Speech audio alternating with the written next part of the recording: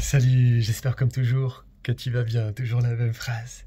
Un exemple très important de quelqu'un avec qui je travaille en ce moment, un Jones, de la vingtaine d'années, qui s'est embourbé depuis 6 mois à fond dans ses pensées négatives.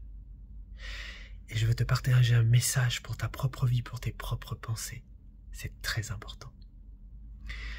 Au fil des années, je vois plein de personnes qui sont prises par leurs pensées négatives. Et parfois, il y en a certains d'entre eux où c'est encore plus fort, encore plus marqué que les autres. À un moment, il y a des personnes qui peuvent avoir une pensée, on va dire, bizarre qui leur vienne à la tête. Et par exemple, ce jeune-là, à un moment, à cause de beaucoup de stress, beaucoup de difficultés dans le travail, etc., et d'un tempérament tout feu, tout flamme, avec l'énergie que ça donne, mais aussi le risque que le feu, ça brûle, à un moment, en gros, il a été très anxieux, il était en burn-out. Il a commencé à faire ce qu'on appelle de la dépersonnalisation, de la déréalisation. C'est assez perturbant quand on a ça à la base.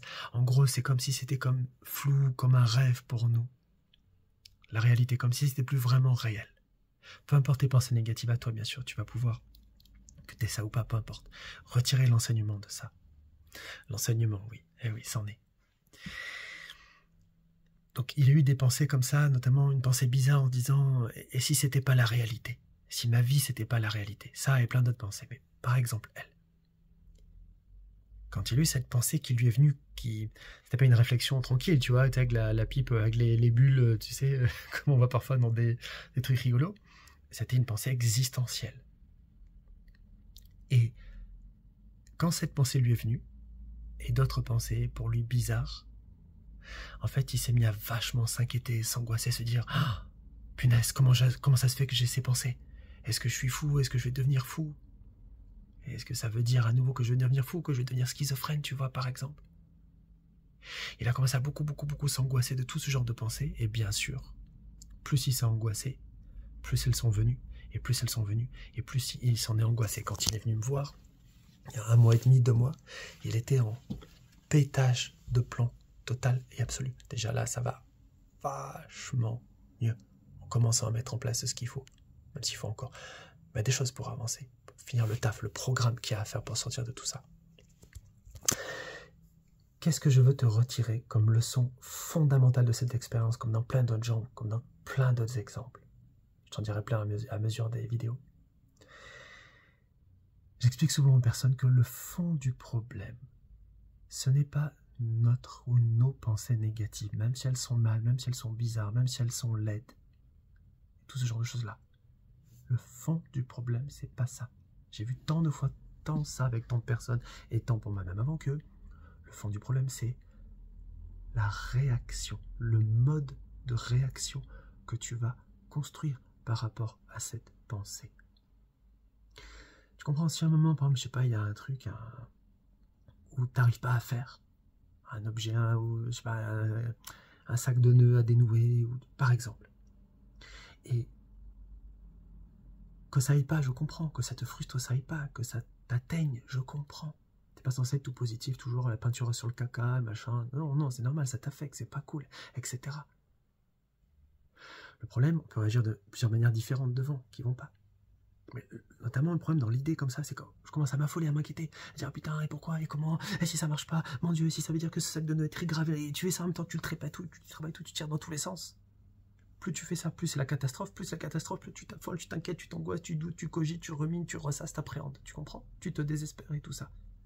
Tu fous encore plus le bord, bip. Je fais les bips naturels, t'as vu?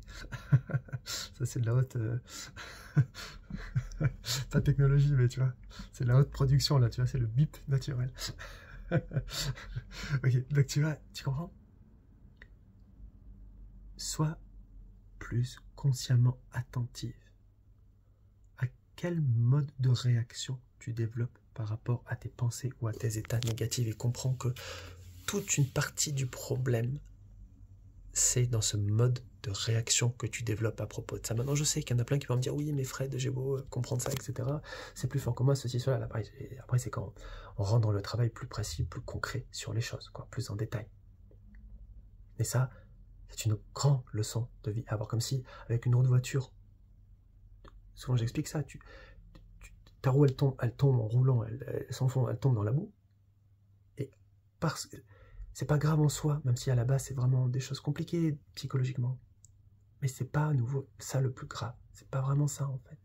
Si tu fais ce qu'il faut, tu mets ta planche, ton machin, ton truc, tu mets en place ce qu'il faut le trouver. C'est tellement le dawa, la psychologie. Vraiment pas grand chose de sérieux et de complet. Vraiment, vraiment, vraiment pas. Mais si tu mets en place ce qu'il faut, tu vas sortir au final ta roue de la boue, tu vois. Les efforts qu'il faut, mais ça va aller.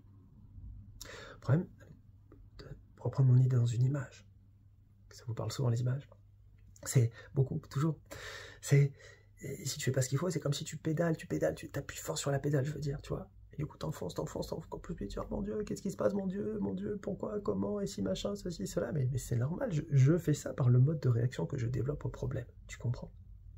Très important pour plein de situations différentes, même s'il faut des outils aussi, ceci, cela, souvent. Capital. Toujours, soutiens-moi s'il te plaît, c'est important pour le référencement YouTube. J'ai besoin de toi pour que j'arrive à avancer dans mon projet d'espoir. Je ne suis pas là pour faire la saleté de business, juste business. Ce n'est pas mon délire. Je suis là, je veux donner de l'espoir à fond à mon prochain. Et au monde, il y en a tellement besoin.